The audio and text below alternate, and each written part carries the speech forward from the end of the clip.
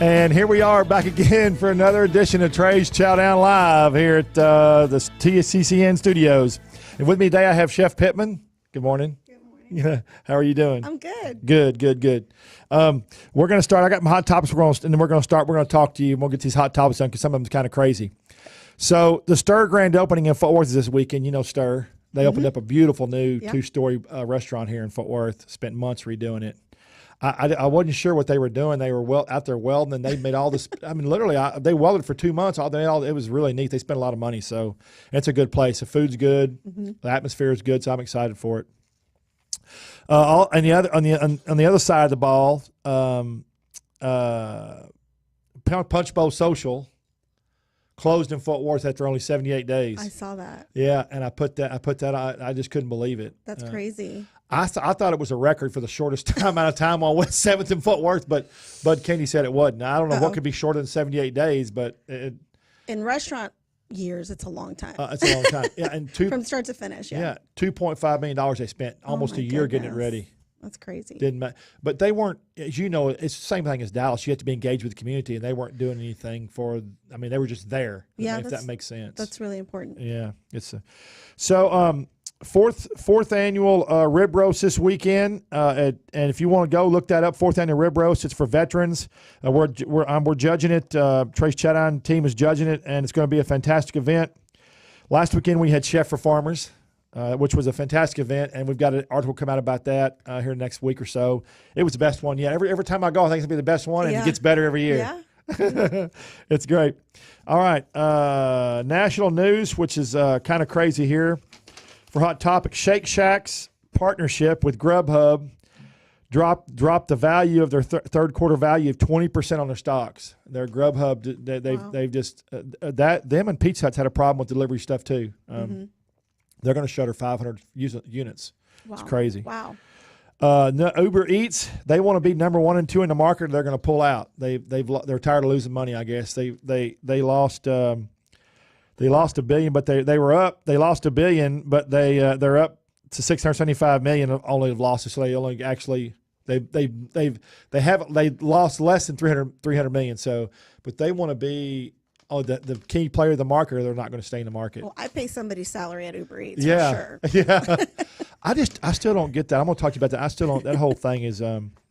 It's crazy. Marie Callender's, if you know Marie Callender's, I love Marie Callender's. I've traveled a lot and been in the restaurant business for 5 decades, 50 years. And Marie Callender's in California, they were sold out of bankruptcy. Somebody bought them. They're going to redo all the 28 units here to the left and then reopen 5 of the old units. So pretty exciting, yeah. Those pot pies got me through college. Oh, I know. Yeah, they're good. They're good. I don't even know. They were always packed when I was there. So I don't know what. It must have been obviously bad management, probably misappropriation of funds or something. But all right, so now we're going to get into you.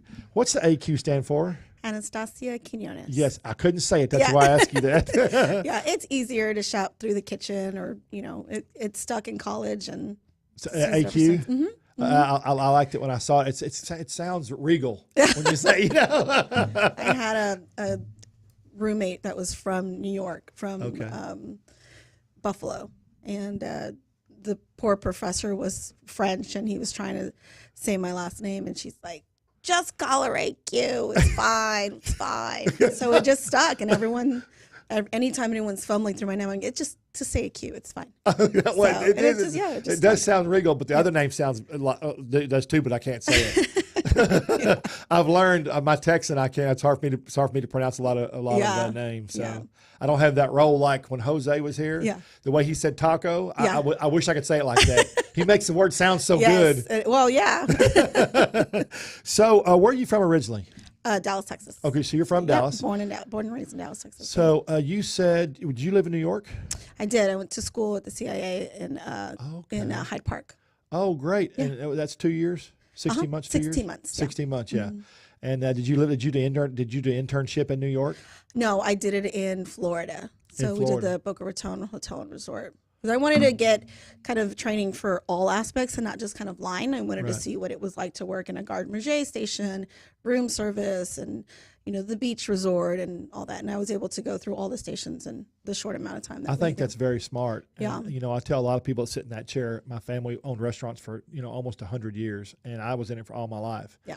And I always, anytime my dad or anybody would put something on a desk about somebody wanting to go to work for us because they went to college, I'd say, let me see how much experience they have. Yeah. College is fine, Yeah. but in the restaurant and the service business, Yeah.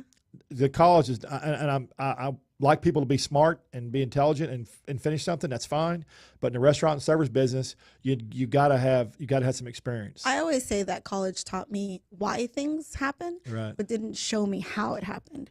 Yeah. So for me, it was very important to get into a kitchen immediately. A lot of my classmates did the bachelor program, which was more of like the financial side of it, which is also super important. Right. When becoming a chef. But for me, I was just so eager to get into a kitchen and just start applying that knowledge. Like I knew what my reaction was, but I hadn't really gotten to see it. So going into a hotel and being able to cook on a station in a restaurant, putting those techniques to work was more important for me. It's what you said that because there's a difference between a chef and a cook. A chef wants to do everything and be an owner and run everything, and a cook wants to do it for a paycheck. But yeah, sometimes. I mean, it depends on like what you run into. It's there's a big difference, and I think that line is getting a little blurred now because you get a lot of thanks to like Food Network and blogs and Instagram and people seeing pretty pictures and they think that's what a chef is. And on the way down here, I was talking to one of my cooks about labor and percentages, and I was like, "This is what we do. This is why I sit in front of my computer sometimes and." Trying to fix the numbers and figure out what we need to do to make things work. It's not just a fun special on the weekends anymore. No. I wish sometimes I wish I could just work the line and put my head down. And everybody thinks it's fun to own a restaurant, or it's not. So you said something. You hit on something. You said labor, and so I never a chef. I did everything operation. I built stores. I tore them down and remodeled them. Operational wise, as far as food, food costs, labor costs, training managers, all that kind of stuff. I did that, but I never was a chef. So I started at a very young age on the financial background side of restaurants. And so everything was always about numbers. Absolutely. So you hit on a good thing there because you said about numbers. And if you're going to be a chef and own a restaurant, that's super important. You have to know how to cost your foods. You have to know how to manage labor. It's like I said, it's not just putting up a pretty special and posting it and getting likes. It's knowing how much that product costs you before you even put it on the plate. How much are we going to get in return when we put a number on the menu? It's all about numbers as well. It's not just kind of putting your head down and making pretty food anymore. And what's funny too is that it used to be you didn't have to worry about social media. Well, there was no such thing as social media. So what happened is you added a whole different dimension to owning a restaurant. A whole different dimension. So you have business side, you've got the cooking side, you have the chef creative side, you have the restaurant operation side, front and back, and now you've got this whole dimension, which each one of these is a little chunk, but social media is a huge chunk because you have to do all the social media correct or you won't drive traffic. Yeah, I think it's just changed the way that chefs plan, I think, on a weekly basis. For me, it's changed because whereas I would print out a menu and do specials Thursday through Friday or Saturday, someone would have to come in, see that menu on the table, and then tell somebody else. Now I post a picture and 1,000 people can see it. And, I'll get a message that the next day saying, do you still have this? Do we still have this coconut ceviche that you posted yesterday? I was like, well, I was just playing with that. I don't have it yet. I'll get there next week. But so it's interesting to see how much, the industry has changed when it comes to adding social media. It's a whole other audience out there that you don't get to reach by walking into the restaurant. Nope. And what's funny is that I don't think you can grow your business anymore because a lot of people depend on social media, especially the younger generation. Yeah. And what's funny is that when someone tells me, social media doesn't work, I'm going to say, well, if it doesn't work, you're not doing it right, because it does work. It drives the hell out of your business. It absolutely works. Yes. I watch all the pop-ups that travel around the country. There's some people that have pop-ups that we do in San Francisco and LA and New York. And it's neat because they drive everything from social media, either Instagram, Twitter, that's it. Yeah, so we just brought a guest chef. So we do a guest chef series every month where we bring chefs from different parts of the country and parts of Mexico.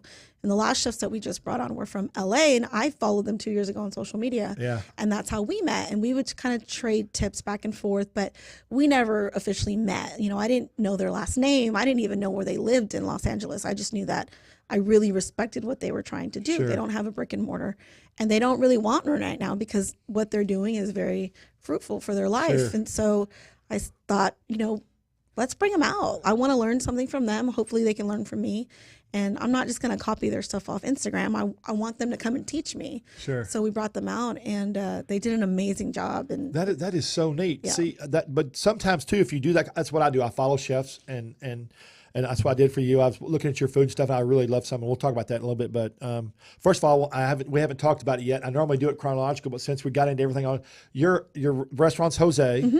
And tell everybody about it real quick. So Jose is named after a fairly famous ceramic artist in Guadalajara. I say fairly just because he's super humble. Wait, say that word. Say the city again. Guadalajara. Yeah, I can't say it like that. And the owners, Brady and Hannah and their family, would travel to Guadalajara and just have a really good time and eat at all these, you know, really well-known restaurants and some hole in the walls as well. And they just fell in love with the food and the environment. They met Jose Noe Suro, who is a ceramic artist, and just fell in love with him and his family. And he really is a truly remarkable person, humble and just very sweet. But he's also super talented and very famous when it comes to his pieces, which he does plateware and whatnot. And they said, you know what, there's nothing like this in Dallas. How do we bring this to Dallas? And they kind of collaborated and decided to open Jose. They reached out to me initially, and at that point I was working on another project, and I said, no, thank you, but no, thank you. I'm doing something else. Starting a brick and mortar is a big responsibility. It is it wasn't just that. I didn't know enough about the concept. I didn't care to really know much about it at the time because I was so kind of busy with the other projects. So later they reached out to me after I left the Cedar Social, and I said, you know what, let's sit down and talk. And we sat for 4 hours, and I said, the first thing I want to do is come and eat at the restaurant and see, because I'd never even driven past it. I didn't know anything about it. And I went and I looked around, and I remember pulling the manager aside and I said, you guys are really busy. This is crazy. And he looked around, he kind of, you know, was like, nah, this isn't very busy. So we went back and talked, and I was like, you know, you guys are doing great. Your numbers are great. Everything. What are you doing if it's not broke? He said, we're not what we wanted to be originally. What we wanted to be was, you know, just kind of elevate Mexican food a little bit more. We know that that's what you do. I said, well, you're probably going to, you know, make some people angry because your food's really good. That's what happens. And he said, you know what? It's not what we originally set out to do. It's not our ethos. It's not what we wanted. It's fine. Just do what you do and don't upset anybody. Well, you can't do that because people hate change. Yes. I don't care who they are. If they've been coming to for 6 months, they hate change. Yep. But you had the foresight to do that, which was neat. Well, I wanted to pull numbers. Again, it's all about the numbers. Sure. So I didn't go in. I mean, 10 years ago, as an eager chef, young chef, I probably would have been like, erase everything. I want my food and I want to be the star of the show. But, you know, I've learned a lot over the years, and at the end of the day, we have to make money. And, you know, I pulled the numbers. What was making money? What wasn't making money? What was popular? What wasn't popular? I talked to the guests. I talked to the servers. And we kept the favorites. We kept what everybody loved. We kept what people, I would get emails and text messages from people who loved Jose and said, please don't change this. If you remove this from the menu, we will never come back. So I had a lot of responsibility. A lot of engagements. Making people happy, but at the same time staying true to what, you know, I do and what our culture creates. So it was kind of scary at first, but now everyone is just loving, you know, the environment and the atmosphere. When did you make that transition? December 3rd last year. Okay. So you made the transition, and what's amazing to me is that you said you're as a younger chef, you might have done something different. Oh, absolutely. Right. So I was just fixing to say that you learned that. I learned that the hard way too. Because my dad bought lots of, we would buy restaurants that people, you know, were bankrupt, and we would make acquisitions, we'd fix them. And when I was younger, I'd be like, no, it's my way. No. But as you grow, first of all, you're trying to find your own identity. So you had to find your own identity, your own niche in life, and how you're going to make it work. And what you said was perfect. You kept the things, you did your homework, and you kept the things that were good. I'm sure you elevated those too as well. Yeah, a little bit. And then you put the new things. What was the biggest thing that they liked? What was the thing that they liked the most that you remember? Enchiladas. They're Enchiladas? Park City's enchiladas, which, I didn't grow up with creamy sauces or Chipotle. It was kind of a Tex-Mex thing. Yeah. But we elevated it in the sense that it's now filet with peppers. They're sauteed to order. We're rolling them to order. We're not holding them hot. It's something that's made fresh to order. And we just tweaked the sauce a little bit. Nobody noticed. Everyone noticed that there was a They difference. noticed it was delicious, didn't they? Yeah, they noticed it was something was delicious. And I remember just having this feeling in my stomach, like, oh my God, I can't believe we're selling these. But, as time grew, I'm just like, this is amazing. People love it. And that's what matters the most to me. You touched on something just when you were talking, and you're so passionate what you do, and you're so good at what you do. You were talking about real fast, and I want people to understand the difference. So when you say you said you hand roll the enchiladas, when you go to a lot of places, they're pre-made already, correct? Yes. So elaborate on that a little bit for me. I think when it comes to higher volume, I mean, don't get me wrong, we are high volume. Yes. When it comes to high volume restaurants, it's very easy. They have bigger menus, Right. And they pre-batch things, which a lot of restaurants do, whether it's beans or rice or sauces, and that's very simple. But when it comes to tortillas, we make our tortillas in-house. So if we were to pre-roll those and let those sit, they would crack, they would get stale. The flavor changes dramatically. Absolutely. Yeah. So I try to make my menu as efficient as possible so that when we do have 20 tickets in the window, it's a lot easier to execute one at a time as opposed to 10 tables at a time, where now your food's sitting in the window, you're waiting. So it's more important for me to kind of take our time when it comes to plating, as opposed to rushing to make a whole bunch of one thing that's going to sit around for a little while. The dishes I've seen plated are absolutely beautiful. Thank You're right. The longer it sits in the expo, every 30 seconds it sits in the expo, the flavor changes. It just keeps getting worse and worse. Dying. And the consistency, you're dying right. It's dying. Slow death, isn't it? Slowly dying. Yeah, painful death. So you hand roll that. Everything's made to order. What is the most favorite thing at your restaurant that you like to make for people? Carnitas. The carnitas. Oh my gosh. There's two. There's the aguachile, which is kind of taking on a world of its own. Say it one more time. Aguachile. Aguachile. So aguachile is so what we do first at Jose is, what I try to do is take something that you can eat on the streets and elevate it. So you close your eyes and you imagine you're sitting on a stool in the middle of the street in Mexico City or Guadalajara or Cancun. You're eating street food, but you open your eyes and there are servers waiting on you, and there's a host greeting you, and you've got great cocktails and an ambiance and a beautiful plating in front of you. And that's all we're doing. We're taking street food or traditional classic dishes and just elevating it. That's it. French restaurants do it. Italian restaurants do it. Japanese restaurants do it. Mexican food deserves the same thing. So sure it does. I do that a lot with aguachile. And so aguachile is basically a fish that's cured in lime juice quickly, and it's usually shrimp. And it translates directly into chili water. And normally that's cucumber, lime juice, and some sort of spice, so jalapeno or serrano, cilantro, and salt. And that's it.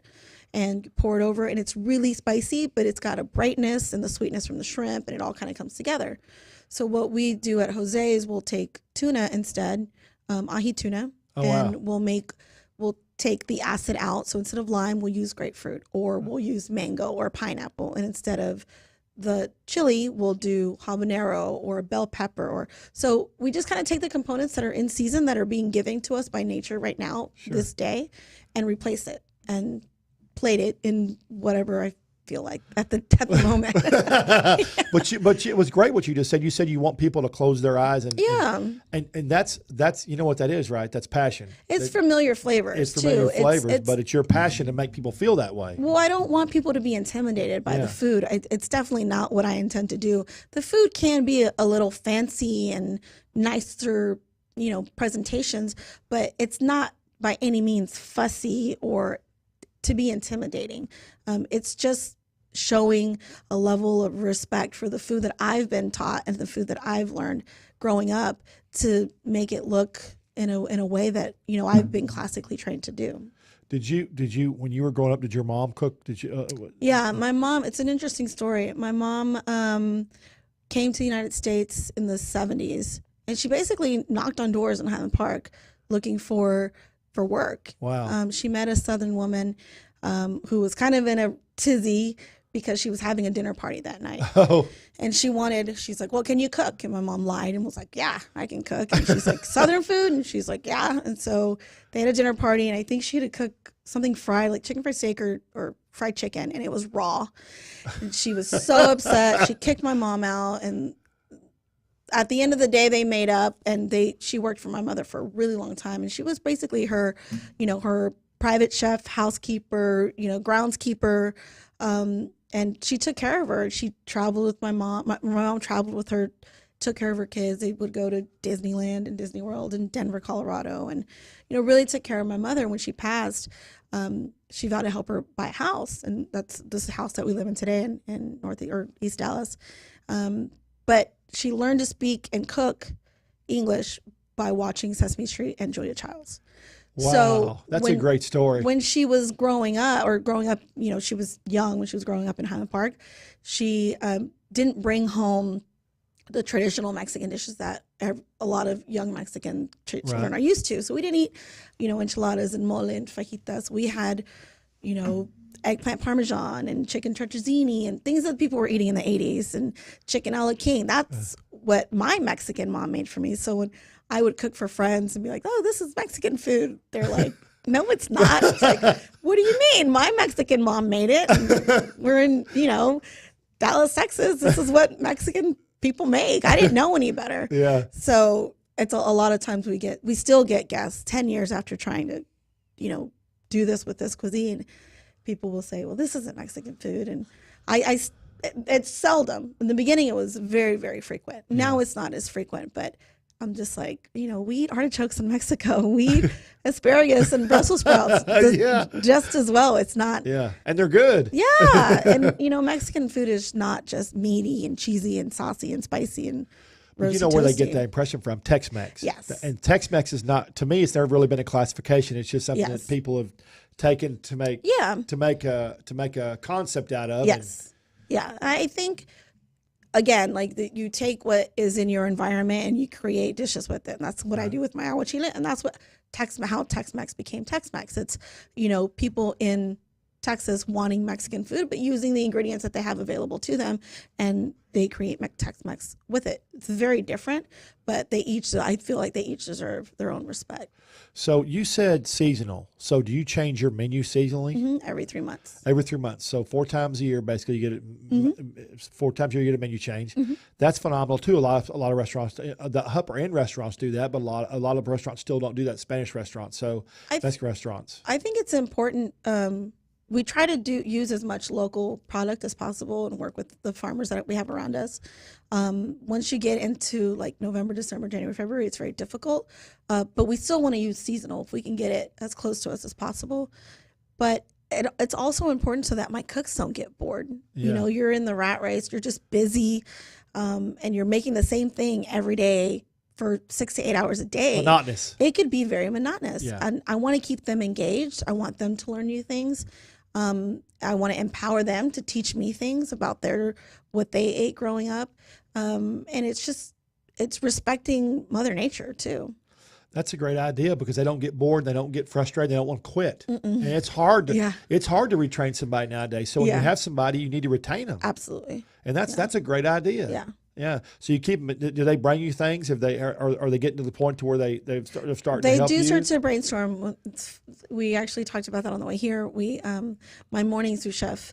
We have a taco that changes every couple days or every day depending upon, you know, what we have available or what someone brings to me. And she's in charge of mornings. And here recently, she will send me ideas on what I think about. Are you okay with this taco? Or what do you feel about this? Or what combination can we do? So it's just exciting to see that light bulb for her, to see her excited about wanting to take that initiative. Yeah, take the initiative. Yeah. And it's empowering. It's all about empowering her to be the best that she can be. Not only that, they're part of the operation. Absolutely. And I think when you do that, when they all do that, it becomes a family. Yeah. It becomes a family affair Yeah. in a sort of way in the kitchen, a culinary family affair. Yeah. Which makes for better operations. Yeah. And we get everybody's opinions. It's not just like, this is what I want, this is what I like. It's important for me to show them, ask for everybody's opinion, where nobody's above criticism. We all can use a little bit of it. Oh, positive everybody. criticism. I learn stuff every day. Yeah. And you know what I always touch on this because the restaurant and culinary scenes have changed from the 60s, 70s, 80s, 90s in the kitchen, the atmosphere with the front of the house, back of the house. People used to work out of fear in kitchens. You know, the chef's going to fire me. He's going to yell at me. He's going to throw a pan at me. Yeah. And now most of them won't put up with that anymore. Now it's got to be people working together in sequence. Yeah. I mean, I worked in those kitchens in San Francisco for sure. I lived in San Francisco for 4 years after culinary school. I lived in Marin for 2 years. Yeah, it's beautiful, but it's expensive. Very. When you're a line cook making $10 an hour, I mean, it's almost impossible to afford the lifestyle that San Francisco offers. So, after about 4 years, it was time to come back home. It's beautiful, but at some point, and the culinary delights are awesome, and the views are beautiful. But at some point, I used to love to watch the seals and stuff. But at some point, when I pulled up and I had a motorcycle, when I pulled up and I saw that gas was $7 and something a gallon in Marin, I'm like, okay, this is ridiculous. It's time to go. It's time to go. Yeah, I left when the economy kind of crashed in 2008, and we were doing $250 tasting menus, and we would sell the night out, and then after that happened, it was maybe 25 covers, 50 covers. It just got slower and slower, and I knew it was time. It was time to come back home. When the economy turns down, the first thing to go is that elaborate those stuff. Luxuries, luxuries, yeah. That's amazing. Yeah. I was there a lot. I was there in, the 90s. It's funny, different time. So what is your, you have cocktails, fresh cocktails too at Jose, correct? Mm-hmm. What is your favorite cocktail at Jose? The owners always kind of give me crap about it, but I'm not a huge tequila fan. I'm a really bad Mexican for saying that because I don't know very many Mexicans that don't like tequila, and I just didn't have a great appreciation for it. I prefer gin, but the tequila that we use it's just so smooth. Yeah. And we have like 138 something tequilas. Okay, wait, 138 tequilas. Mm-hmm. Tequilas, have they not changed? 30 years ago, they were all just harsh and just horrible. Yeah. Yeah. I think they've always been the same, but America hasn't really appreciated what tequila. It's become more of a craft now. Yes. I mean, it's always been something crafted in Mexico, but I think we're now coming around to like, wow, this deserves a little bit of attention, and people are noticing it more. I wanted to learn about it, so I watched a 2-hour deal on it because I'm all costly 7 days a week because what my business, what I do, report on food and chefs and stuff. Yeah. I constantly want to learn stuff. Mm-hmm. A year and a half ago, I watched them harvesting. How they harvest those. That's neat. They just pulling them out and whack them with a shovel. It was fantastic. Yeah. It's a lot of work. It's a lot of work. And it's not just a shot. I mean, it's something that you have to appreciate. If you're going to make a craft cocktail with an excellent tequila, the tequila really has to shine. It's not just throwing back 99-cent margaritas. I mean, we charge premium for what we have. And I mean, my favorite's Casamigos because it's got a tiny little bit of kind of a vanilla flavor to it, which is excellent in our margarita. So it's a tequila, Casamigos. So do they smoke with a vanilla type wood or something? How do they get that flavor? I haven't asked. You haven't asked. I'm scared to ask because I know someone's gonna have like a 3-hour story for me, and you don't have time. I don't know. It just the flavor. I like it. It hooked me, and I don't taste any of the other stuff, but it's one of my it is one of my favorites. And then there's mezcal and sotol, and there's more. I mean, what I was just fixing to ask you. So I know mezcal a lot. Mm-hmm. David Hollister, friend of mine, is a big mezcal guy. Yeah, it's just taken over. It's just. It's what happened. It was. I swear it was like overnight. It was like 5 years ago. Nobody talked about it. Now it's like boom. Everybody wants to talk mezcal. Again, I think it's just one of those things where people are respecting the craft more. I mean, there's a lot of work when it comes to mezcal, and there's a very small area that can grow it, and there's just more appreciation. It's pretty smooth. I think in Dallas, there are 2 bars specifically that I say are responsible for the growth and the appreciation of mezcal, and that's Las Almas Rotas, which is on Expedition. and they're amazing. And then La Viuda Negra, which is on Fitzhugh, and they're both mezcalerias, and Can they're you say amazing. those names again, please? Yeah, Las Almas Rotas, Okay. which means the broken souls. Okay. And then La Viuda Negra, which is the Black Widow. Oh, wow, those are two cool names, aren't Yeah, they? and they're amazing bars. But sometimes the Spanish names that translate to English sound so neat, Yeah. so storytelling. Yeah. But in Spanish, if you don't ask the question, Yeah. then you don't know what it means. Yeah. It just sounds good. But those are good stories. Yeah, they're great bars, and I think they played a very integral part in kind of expanding the knowledge of what mezcal is in Dallas. Wow. Yeah. So you have 130, you said? Over 130. Okay. Yeah. Do you have any dishes you use to cook? Do you cook any of the dishes? Not currently. Okay, just the drinks, just cocktails.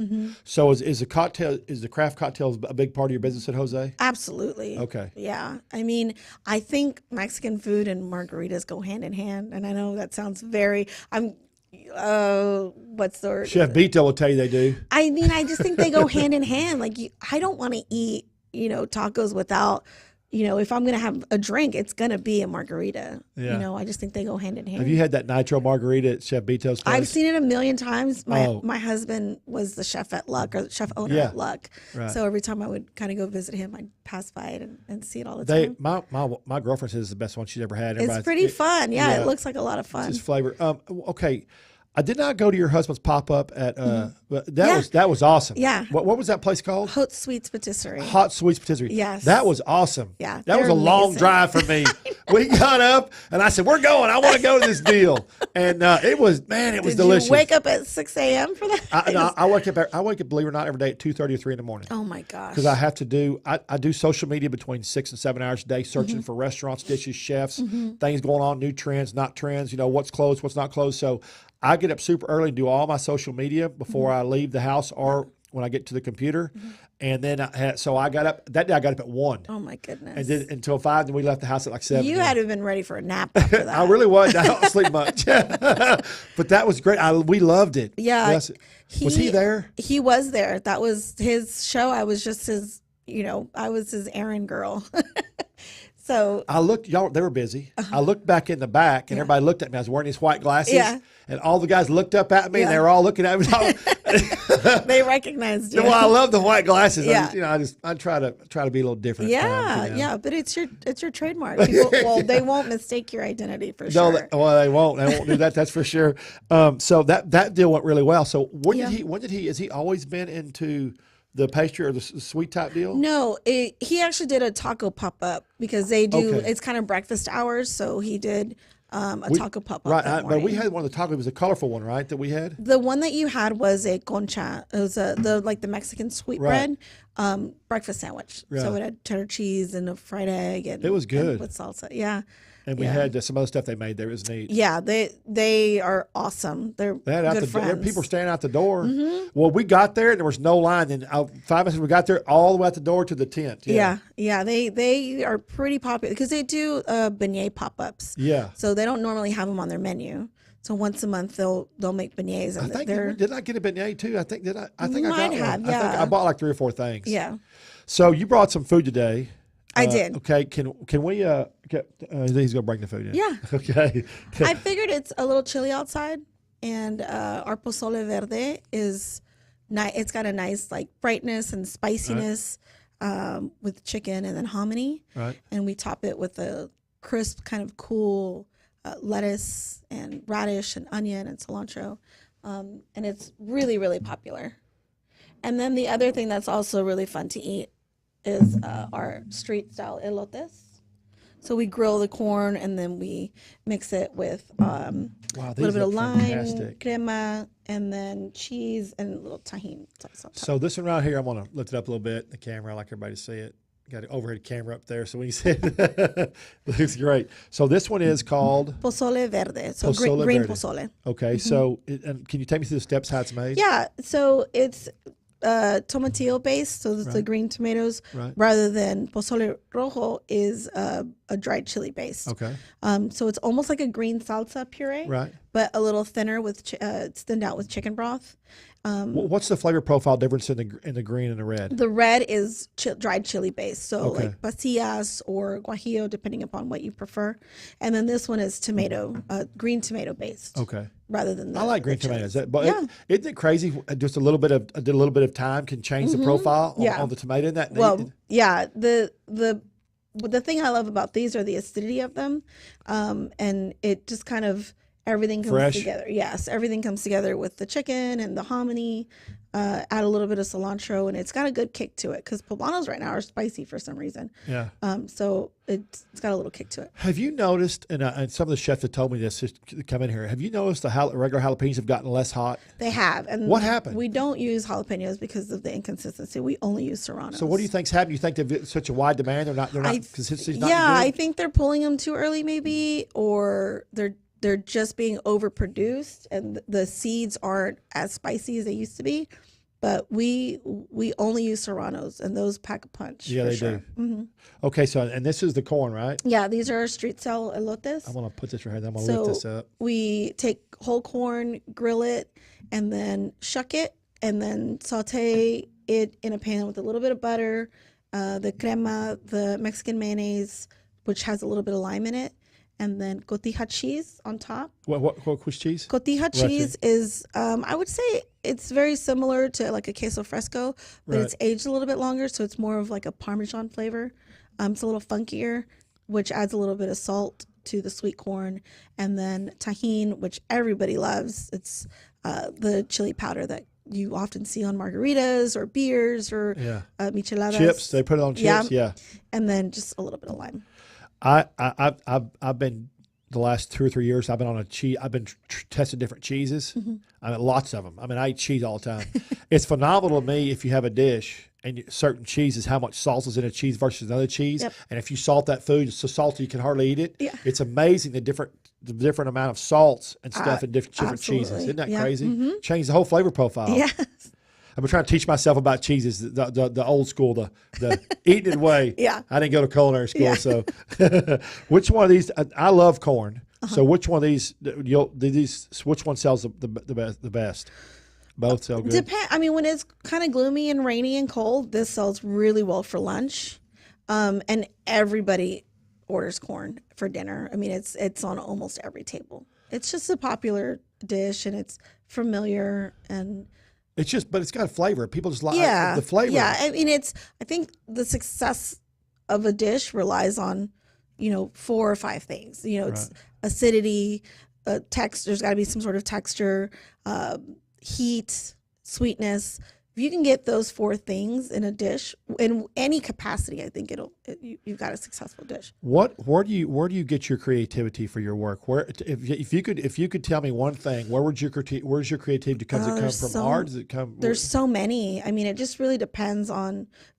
A lot of the times it's the weather. What does it look like outside, and the season. What's available to me right now? I know I have watermelon available to me. But I look outside and it's 36 degrees. So I don't want a watermelon. It's not in season. It's not going to be at its peak like it would be in July or August. So I take that into consideration first and foremost. And then what do I feel like? Do I want something comforting? Do I want something hearty? Do I want something light? I read a lot of books. I follow a lot of restaurants on. I think it's important. Yeah, because you can follow it. You can see what everybody else is doing. Maybe you don't have to take their ideas, but you can mix and mingle. And my husband, we bounce ideas off each other back and forth. So yeah. So let's say let's talk about your husband for a second. So your husband, this is beautiful, by the way. Thanks. I'm going to go back to the creative part in a second, but your husband's very creative too. He's also a chef. He is. A little bit about him. And hang on, were y'all both chefs when you met? Yes. Okay. Yes. Okay. All right. We met at Trinity Groves. I was up for the next LTO chef. I love Trinity Groves. Yes. It's one of my favorite places to go. If you haven't ever been to Trinity Groves, it's a phenomenal place. They have all these restaurants in one spot. You can walk around, drink. Start a restaurant. I just love Trinity Groves. Yeah. Okay, so go ahead. So that's where you met. We met there, and we were both recently out of relationships, and we just instantly became friends. We had so much in common, and we just never thought that for a second that one of us would be sweet on each other. Because I was just so enamored with him and what he did and his talent and his knowledge as a chef. Yeah. And he was too. And, you know, one day it was National Margarita Day, and I was like on the patio with my good friend Uno, who owns Chino Chinatown. Right. I look up. I love that place. Yes. I love that place. I look up and he's sitting there, and I was, I'm going to go say hi and ask him out for a drink. And he never showed up. But I give him so much crap about that now. But we just had so much in common, and he's just such a good person. He really is a good. No, I'm not saying that because he's my husband. I felt that way before we started dating. He's just a really good person. So when are you two gonna put your creativity together and have your own place? Have you thought about having your own place? No. No. Was it hard to work? Would it be hard to work in a restaurant? I have a hard time bossing him around outside of. Like in the kitchen, outside of the kitchen, pick up your shoes, go pick up dog food, whatever. But in the kitchen, real life. When you're not in the kitchen, it's real life. It's difficult for me. I don't want to like step on someone's toes. I don't want to offend him. I don't want to get upset because I'm very direct with my, like the way that I want things done, and my staff know me for that. And I don't know. I just feel weird kind of bossing him around in a kitchen. If you're going to communicate in a kitchen, an atmosphere that is fast-paced, you better be straight to the point. Yeah. You can't hint about anything. You've got to be bang. You got to hit him right in the face. Especially when you got an expo full and you got 30. I don't have any tickets. What's your average tickets when you're busy? It's maybe 20. 20, okay. Yeah. And I love him. I want to stay really happy. Yeah. So, I don't want to rock the boat. I understand that. That's but also too, just in general, the kitchen environment is intensifies as business intense. As business goes up. Yeah. Tension goes up. He makes almost every meal at home. He's a way better home cook than I am. I mean, I don't say that because I don't want to cook at home. I say that because he's so talented, and he really takes time, and his whole deal is comfort food. He makes such amazing comfort food that he just wants to give us, me and the girls, like nurturing great food, and he takes so much time and patience and care into it. That's neat. That I just let him. Well, also too, sometimes people don't want to do the same thing at home they do at work. So absolutely, I got to get him on the show too. I was thinking about that before when you were driving over here. Okay, so back to the creative part. So what has been your most favorite dish you've created from up till this day right now? What's been the most favorite? It doesn't even have to be at Jose, but the most favorite dish you've ever created, your most memorable dish. I want to say the flauta taco because it's not something that you would expect to be in a taco. For the tacos de tacha portion of our menu, it's got to be something creative that you think outside of the tortilla. So I've been making flavored masas for almost 10 years now. Okay. Hang on. For people who don't know what masa is what you make tortillas with. Yeah, the mix. The mix. So you make the flavor yourself. Yes. Okay. And then so they're colorful and bright, but they also have some flavor to them. Excuse me. And so for Taco Libre last year, we wanted to do something different that no one had ever seen. And I don't know, we had tostadas left over that we don't use, which are the small, almost like nachos. Right. We lightly fried them, added some chicken, added some cheese, rolled them up, and then fried them again so they're crispy. But then we added a black bean tortilla. It's a flauta dish, right? Which is the crispy chicken taquitos, I guess, with black beans, but in a taco. Okay. And so I was just like, this is really cool. Let's do 700. And we won. So you did? We won. Yeah, let's do 700. You make it sound easy, but 700 is a lot, especially when you're doing them fresh. You can't just make them and set them in a box and haul them. No. Yeah. It was a lot of fun. It was a lot of work, but it was an idea that kind of came together, and it took off, and it was recently in a AAA magazine, and the pictures were just beautiful. So okay, so here's what I want you to tell me, because when I saw this, I had to stop, go back, check, look, blow it up. I wasn't sure. You know what I'm talking about? You know what I'm talking about? No. Your skulls on your tortillas. Oh gosh. So let me set the scene here. I was going through social media like I always do, and I thought I saw skulls on tortillas. Yeah. I'm like, I was going like this, and I was like, whoa. I did go back.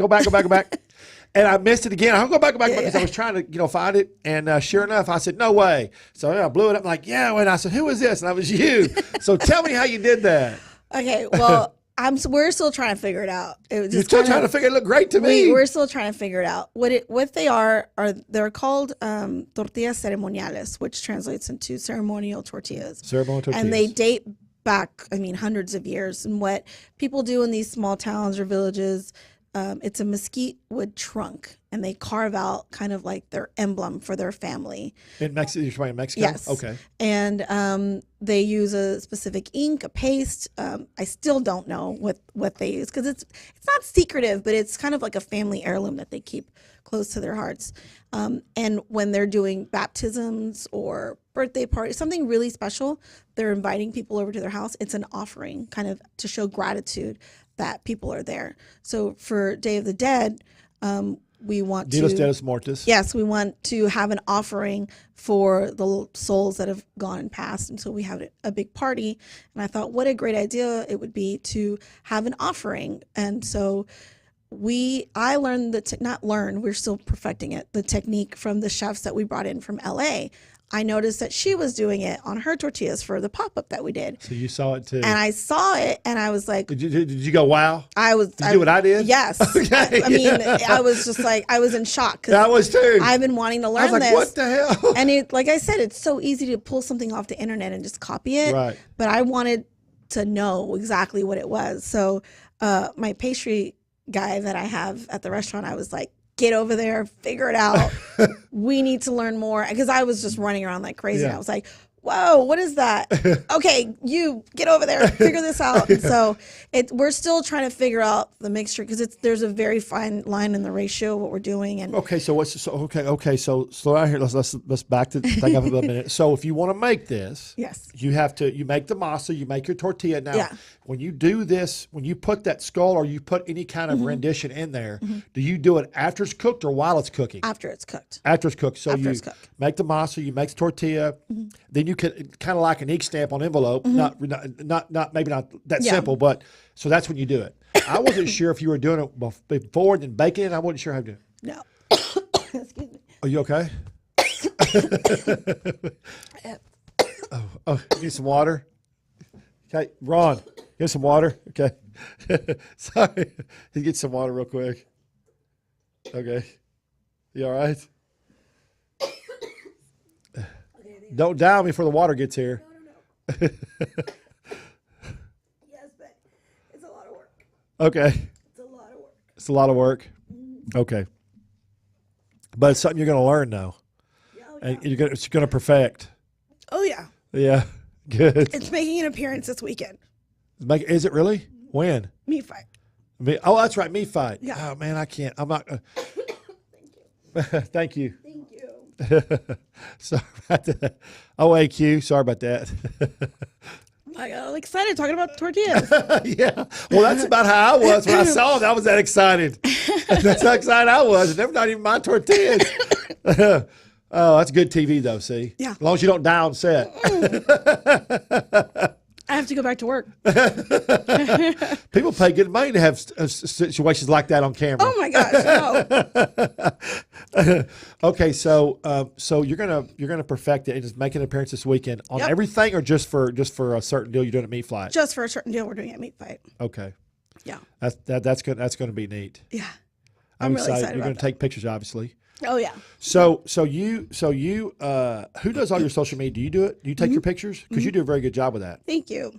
So when they look at Jose, your Instagram and Facebook, what are you more prevalent on? Are you on Twitter at all? I it's too fast.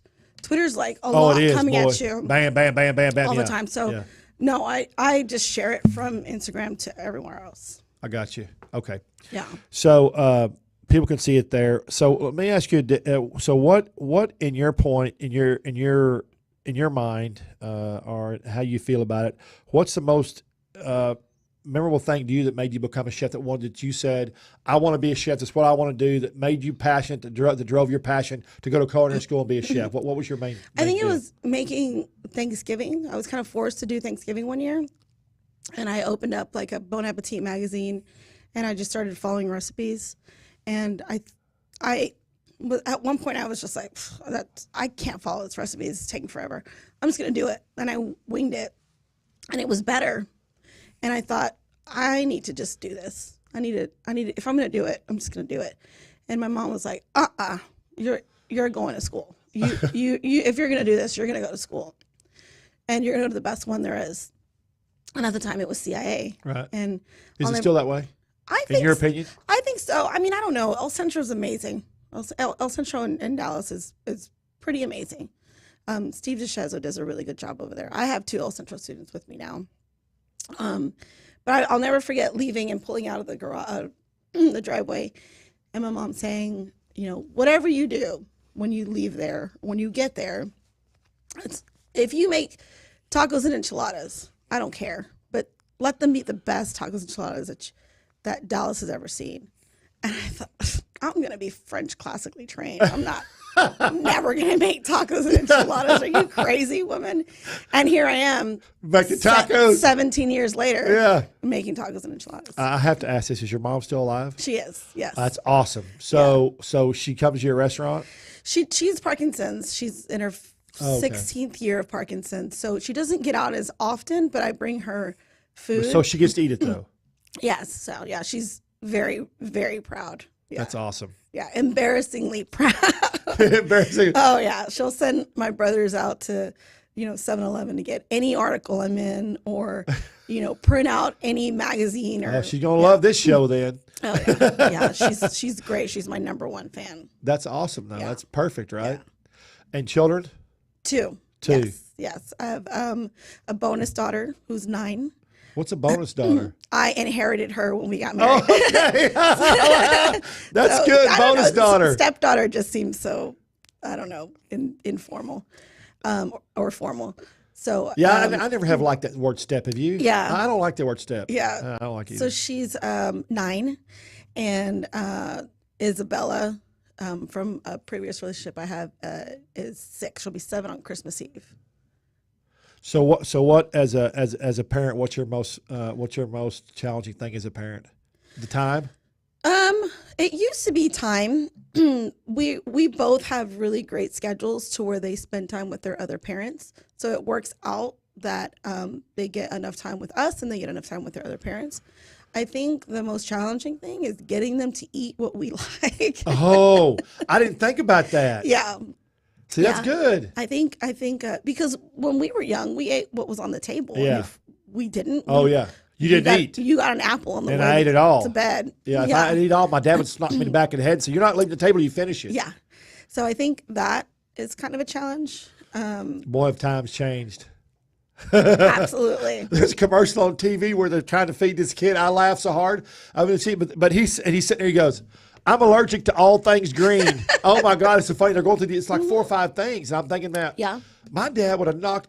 Okay, my dad would have knocked me up. Would Oh, have yeah. knocked me off. Knocked my arm off of the table. Yeah.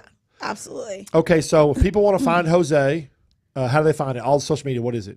Jose on Lovers. Jose on Lovers. On Instagram. On Instagram, Jose on Lovers, not Greenville. Not Greenville. I don't know why I said that. We might. Who knows? Yeah, I mean, might, do you yeah. know something I don't know? So Jose on Lovers and your social media, Facebook, same thing, Jose on Lovers.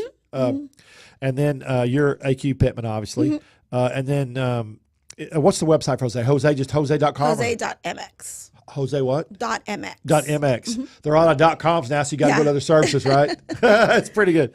Okay, and you're going to be at Meat Flight this weekend in Dallas? Yes. You're excited about that? Super excited. That's very, awesome. very excited. This is my 6th year as a competitor. Give me a 50-second deal on Meat Flight. What it's about, so people know. It is a barbecue barbecue competition that takes local area chefs who know nothing about barbecue, and we smoke meat all night and all day, and then lots of meat. 5 pounds of meat. Well, you will eat 5 pounds as a guest. We smoke 70 pounds a piece, each chef, 70 pounds. 70 pounds they smoke each. Yeah, and all night. So tomorrow night we'll be out there all night, and then Sunday we serve the public, and all of the proceeds go to MS Research. Yeah, MS. That's right. That's right. That's going to be awesome. Yeah, can't wait to see it, and I'm excited. I'm going to get to Jose myself. I can't wait to get over there. I promise I'm going to get there. I was trying, but I told you the story. I've had big events. I mean, I'm only one guy, and I refuse to post anything or say anything about something I have not personally tried. Even if I have 5 people with me, call me and go, hey, this is great. I'm not going to post about it unless I go try it now. If I've tried 4 or 5 of your dishes and you make a new dish, I'll post a dish that you've made because I understand it's going to have a great flavor profile too. It's going to taste good. It's going to be fresh. But until I know that, so I have to go everywhere. A guy was asking one time. We've made as many as 30 places in 4 days. Oh my goodness! And I used to try to eat everything. Now I don't do that anymore. Now I eat 4 or 5 bites. And I say, because I just can't eat everything. Yeah. I just got to get the flavor down and get it done. Yeah. So we'll get there. I promise you. If you're trying to get a hold of us, TreyChapman.com. If you're listening to us or watching us for the first time, and obviously it's all around us because I love myself. You see all the logos around here. Trey's with the E, not with the A. You can find us at TreyChapman.com. And we launch in about 12 days on TCN Network. You'll be able to find us on the TCN Television Network, which we're super excited about. I'm passionate about what I do and I love telling everybody about chefs and great food. So I'm happy to be part of the TCN family. Thank you. It's going to be a great deal. And I appreciate you coming. We're going to get Daniel. It's Daniel, right? Yes. We're going to get, what does he go by? Daniel. Daniel, Pittman. okay. Mm-hmm. Chef Daniel or Chef Pittman or what? Just Daniel. He doesn't tell me, call me chef. No. Okay. We're going to get him on. And I'll see y'all this weekend. We're going to be at the rib roast up in east of Arlington. And look it up. It's at the Rib Roast, the Veterans Deal on social media. Just type in Rib Roast Arlington. It's going to pop up there. And we'll see y'all next week. I don't remember what my guest is because I don't have a sheet on me. But we'll see y'all next week. Thanks for watching. Check you.